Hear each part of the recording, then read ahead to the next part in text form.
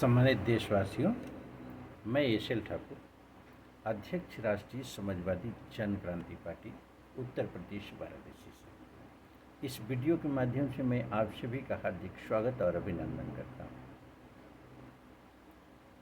और चर्चा के पूर्व मैं आपसे इतना ही कहना चाहूँगा कि मेरा जीवन और मेरे जीवन में राजनैतिक भूमिका राष्ट्रीय समाजवादी जन क्रांति पार्टी के प्लेटफॉर्म से किस रूप में कैसे संचालित और अग्रेसिव है, इस पर मैं प्रकाश डालते हुए आपका ध्यान आकर्षित करना चाहूँगा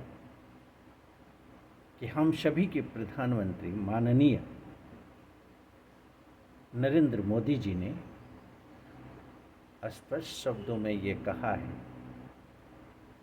कि आप वर्तमान परिस्थितियों को ध्यान में रखते हुए विश्व स्तर पर जैसी वैश्विक लड़ाई चल रही है, उसका असर पूरे वर्ल्ड के मैक्सिमम देशों पर है। उससे हमारा देश भी कहीं से अछूता नहीं है। माननीय प्रधानमंत्री जी का आग्रह है कि आप सभी देशवासी अपने खर्चे में कटौती करें, सोने की खरीदारी कम करें, पेट्रोल का खर्चा कम करें, खाने पीने की तेल का जो इस्तेमाल आप करते हैं उसको भी कम करें। यानी यह कहना अतिशयोक्त नहीं होगा कि आप अपने खर्चे पर नियंत्रण करें। निश्चित रूप से सराहनीय प्रयास है हमारे माननीय प्रधानमंत्री मोदी जी का, हम सम्मान करते हैं, होना भी चाहिए। लेकिन राष्ट्रीय समाजवादी जन क्रांति पार्टी के बैनर के तहत एक बहुत ही प्रबलता के साथ, शालीनता के साथ मैं अपील करना चाहता हूं माननीय देश के प्रधानमंत्री महोदय से, कृपया ध्यान दें। मुझे लगता है कि अगर हम अपनी समस्त गतिविधियों पर बारीकी से ध्यान दे दें, एक देश के नागरिक के साथ साथ उस पद पर पीठासीन अधिकारी के रूप में, पदाधिकारी के रूप में, यानी शासन के स्तर पर राजनेता और सरकारी विभागों में कार्यरत हमारे पीठासीन अधिकारी, हमारी सरकारी संस्थाएं, शासन, प्रशासन और न्याय प्रणाली, मुझे लगता है कि अगर इस आर्गुमेंट को अगर वहाँ पर हम लागू कर दें, अपने खर्चे में कटौती कर दें, अपने सिस्टम को बेहतरीन चलाने का प्रयास कर दें नैतिकता के आधार पर, संविधान और कानून के दायरे में, मुझे लगता है कि यह आग्रह करने की देश की जनता से अपील नहीं होगी। हम बेहतरीन वातावरण में जीना शुरू कर देंगे और अमूलचूल परिवर्तन देखने को मिलेगा। जैसे राष्ट्रीय समाजवादी जन क्रांति पार्टी की यह अपील है कि चुनाव में होने वाले खर्चे पर नियंत्रण करें, प्रचार प्रसार की कोई ज़रूरत नहीं है। आप जैसी राष्ट्रीय पार्टी जो विश्व स्तर पर जानी जाती है, अब उसे प्रचार प्रसार की ज़रूरत क्या है? कांग्रेस जैसी पार्टी की प्रचार प्रसार की ज़रूरत क्या है? सपा और बसपा के प्रचार प्रसार की ज़रूरत क्या है? उसके बावजूद करोड़ों करोड़ों रुपए खर्च किए जाते हैं प्रचार प्रसार पर। इस खर्चे में कटौती होनी चाहिए। गाड़ियों के काफिले के साथ प्रचार प्रसार किया जाता है, मीटिंगों पर करोड़ों रुपए खर्च किए जाते हैं। क्यों न प्रत्येक देश के एक जिले में, यानी देश के प्रत्येक जिले में एक हम मीटिंग स्थल बना दें, जहाँ पर कि सारे दल के लोग निश्चित तिथि पर उपस्थित होकर के अपनी अभिव्यक्ति दें और उसका टेलीकास्ट किया जाए दूरदर्शन के माध्यम से, इलेक्ट्रॉनिक मीडिया के माध्यम से, पेपर मीडिया के माध्यम से, सोशल मीडिया के माध्यम से, वहाँ उपस्थित होकर के लोग भी विचारों को सुन सकें और उनके घर तक भी आवाज़ आपकी पहुँच सके। मुझे लगता है बहुत बड़ा खर्चे की कटौती होगी, बहुत बड़ा अपव्यय बचेगा, अपव्यय को रोक पाएंगे हम और देश को बेहतर बनाने में पहल हम कर पाएंगे।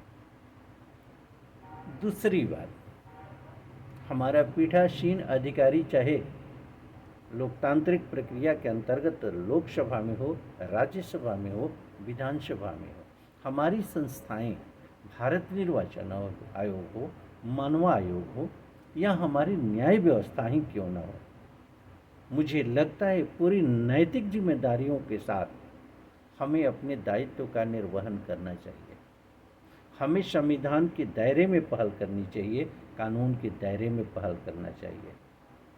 हमें रोकना होगा अपने आप को, उस अभिव्यक्ति से हमें वंचित रहना होगा, हमें अपने आप को अलग करना होगा जो कि संविधान के फंडामेंटल राइट का उल्लंघन को चिन्हित करता है। हम नफरत के आधार पर राजनीति नहीं करेंगे। संविधान का इग्नोर, हम फंडामेंटल राइट को नज़रअंदाज करके, आचार संहिता को नज़रअंदाज करके किसी भी तरह की कोई कृत्य कार्रवाई नहीं करेंगे। ये हमारा संकल्प होना चाहिए। हमारा संकल्प होना चाहिए कि अपने दायित्वों का हम पूरी ईमानदारी के साथ निर्वहन करेंगे। हम पूरी जिम्मेदारियों के साथ अपने कार्यों का निष्पादन करेंगे। हम अपने आय और व्यय को पूरी सूचिता और पारदर्शिता के साथ जनपटल पर रखेंगे। आपको देश से अनुरोध करने की ज़रूरत नहीं होगी।